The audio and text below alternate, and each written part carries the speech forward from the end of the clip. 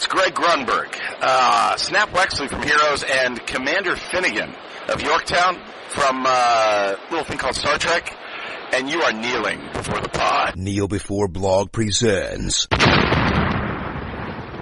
Kneel Before Pod.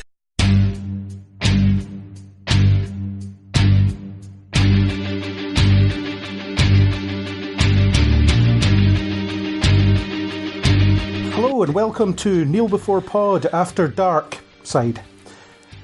We are just out of a midnight screening of The Last Jedi, so we're here to talk about it very briefly and try not to spoil everything. I'm your host Craig, so I'm here. Also here is Angus. May the Force be with you. Natalie. And also with you. Izaak. Hello. Hi everyone. God, we're so jolly for 25 minutes past 3 in the morning. We are. So, just in case anything resembling a spoiler sneaks through, I'm going to activate the spoiler lightsaber right now, just to make sure that it's all covered. I won't spoil anything though. Neither will I. Okay. But just in case, you can never be too careful. Okay, so what did everyone think of it? What did everyone think of it? What did you think of it, Craig? What's your immediate feeling? I absolutely loved it.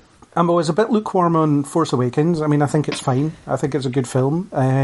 But the problem was it felt a bit too safe for me, and it didn't give me that kind of feeling of childhood excitement that I wanted. But this film did.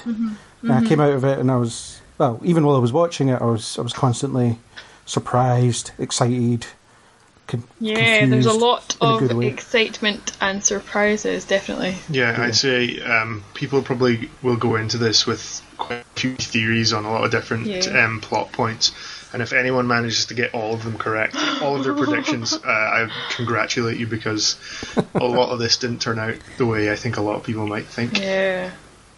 Definitely, yeah. Izaak, what did you think?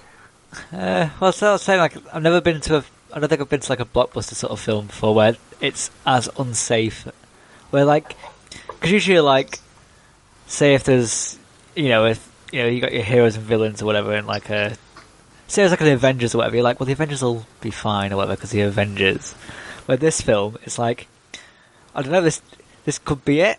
Is this the end of Star Wars? At points, like, at any point, at any moment in that film, like, a major thing could just happen out of the blue. It was so... Yeah. There's, like, no way of telling anything. Yeah. I definitely was on edge the whole time, because I kept on thinking, like, oh my gosh.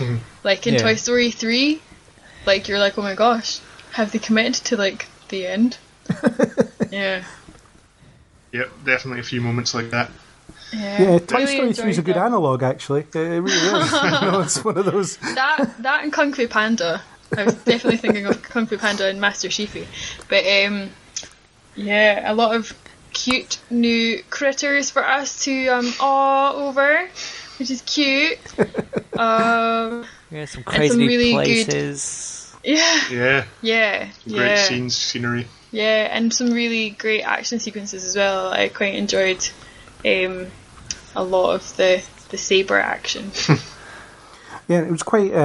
I don't think this is a spoiler. It was quite light on the lightsaber stuff as well. You know, if you look at the prequels, they're looking at any excuse to light up, but it's quite measured, quite deliberate. Makes you wait. You know, builds the suspense. I like that. Yeah. So, like in the original trilogy, whenever someone turns on a lightsaber, it's a special moment. Mm-hmm. Yeah.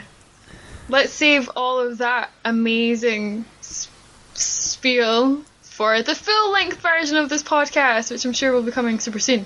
Yes. But I think if you could have like one word to summarise it, Craig, what would you use? Excellent. Izaak? More. On more. Like, immediately, like, it's like, you know, when, like, say if you're reading a real good book and someone just took it off you, and you're like, no, don't bring it back. Yeah. Gusby, your one word. Unexpected, but in a totally awesome way. Yeah. I agree with all of those. I think the difficulty with it is, like, the comparisons to The Empire Strikes Back are inevitable because they're both a middle film, but like The Empire Strikes Back, it doesn't have an ending as such, because it is promising there is definitely a continuation, so it doesn't conclude itself because it doesn't have to, or it's not supposed to. Yeah. So there is a lack of finality, but it's by design. I think I realised that about halfway through, that we probably weren't going to get we weren't going to get a satisfying conclusion. There was a lot of satisfying stuff in there, but knowing now that there's another wait for the conclusion was like part of the anticipation, I suppose. I'm quite happy to wait though, because I also feel like I'd go and see this one again. Yeah. So I quite enjoyed watching. Yeah, there's several points in the film where it feels like it could just end here and it'd be okay. Yep. Yeah, you know. Yep. Yeah, and I definitely thought like they would do it, and it kept me on edge for, I think, the entire movie. Yeah. The entire movie. I think I went through every single main character and thought, oh, they're going to die now.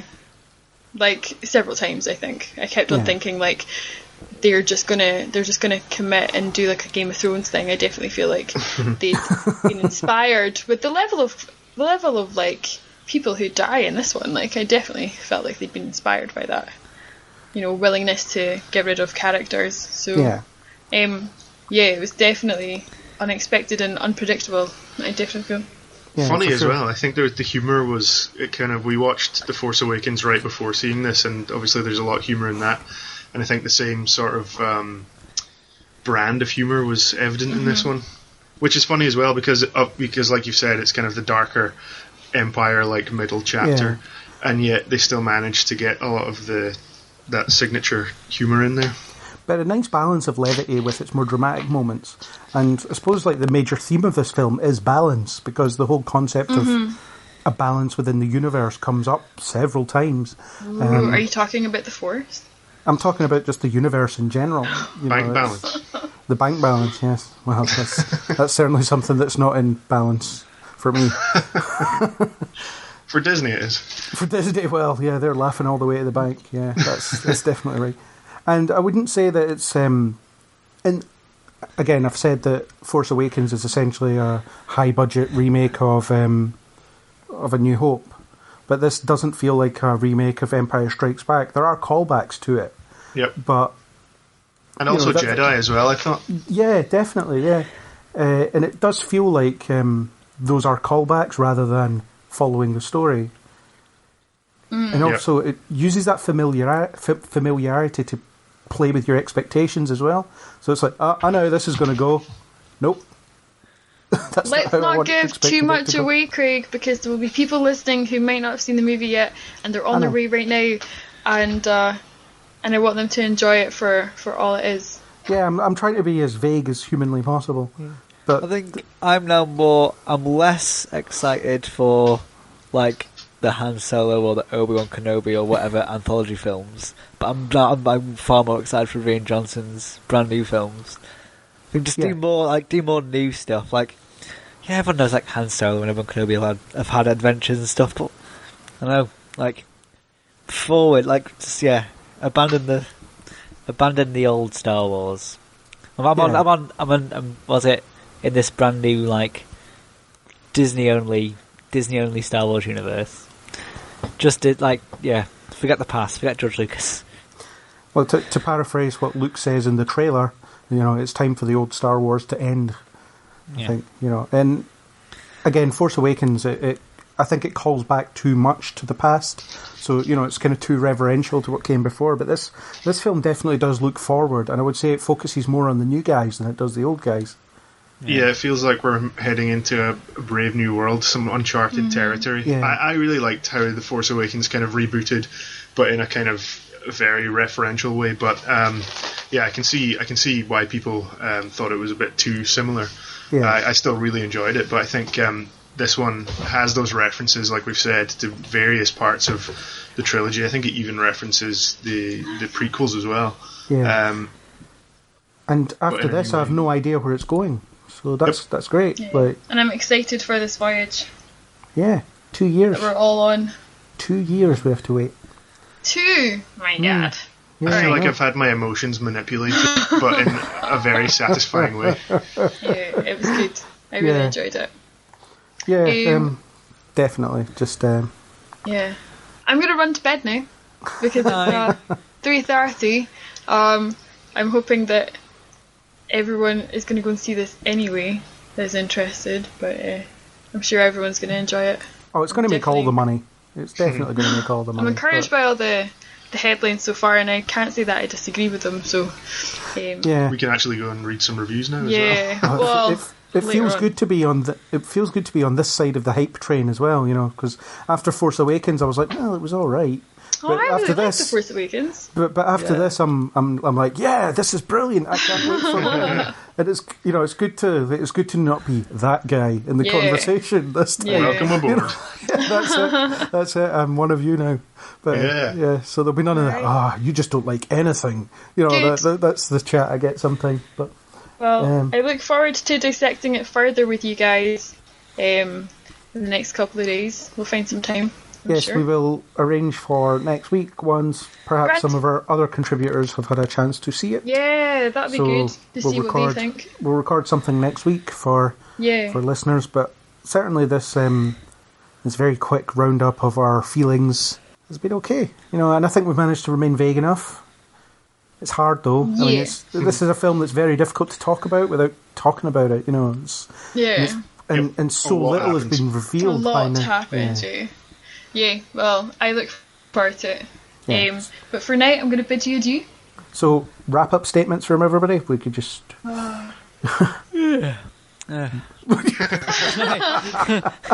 Isaac. Not a reflection of the film. All this talking about bed and stuff.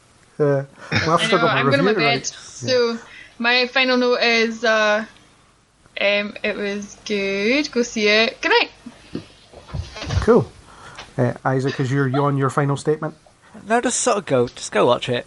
That's like, don't listen to us yak on or like try and not talk about it. Just go and watch a film and have fun. Angus? It's Star Wars, but not as we know it. Brilliant. And my wrap-up statement is go see it right now. I know it's only 3:30 in the morning and your cinema might not be open yet, but go see it. Break in.